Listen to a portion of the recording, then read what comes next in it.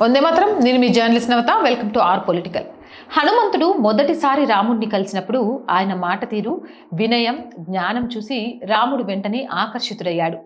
రాముడు ఇలా అన్నాడని చెప్తారు, ఇంత అందంగా మాట్లాడేవాడు మహాజ్ఞాని తప్ప మరెవ్వరూ కాలేరు. అప్పుడే వారి మధ్య గాఢమైన విశ్వాస బంధం ఏర్పడింది. హనుమంతుడు రాముడికి సేవ చేశాడు, కానీ అది భయంతో కాదు, ప్రేమతో, భక్తితో, అంకిత భావంతో. సీతాదేవి కోసం వెతకడం, లంకకు దూకడం, రామదూతగా రావణుడి సభలో నిలబడటం, ఇవన్నీ హనుమంతుడి భక్తికి ఉదాహరణలు.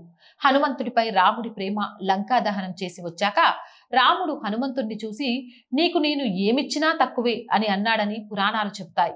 ఇది రాముడు హనుమంతుడిపై ఉన్న ప్రేమకు నిదర్శనం. అత్యున్నత భక్తి ఉదాహరణ ఒక ప్రసిద్ధ కథ. హనుమంతుడు తన గుండె చీల్చి చూపించగా అందులో రాముడు సీత ఉన్నారని చూపించాడని కథ ఉంది. దీంతో హనుమంతుడి భక్తి ఎంత గొప్పదో తెలుస్తుంది.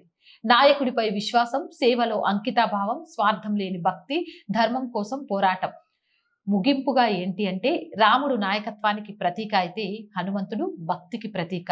ఈ ఇద్దరి బంధం దేవుడు భక్తుడు, రాజు సేవకుడు, స్నేహితులు అన్నీ కలిసిన అమరమైన బంధం. అవునంటారా కాదంటారా?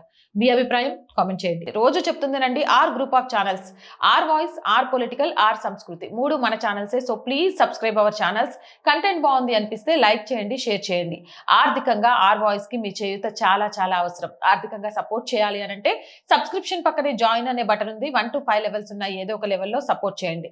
లేదా స్క్రీన్ మీద గూగుల్ పే, ఫోన్ పేతో పాటు అకౌంట్ డీటెయిల్స్ ఇస్తున్నా, మీకు తోచిన సహాయాన్ని అందించవచ్చు. వ్యాపార ప్రకటనల కోసం 8328500576 నెంబర్ని సంప్రదించండి. జై హింద్, జై భారత్.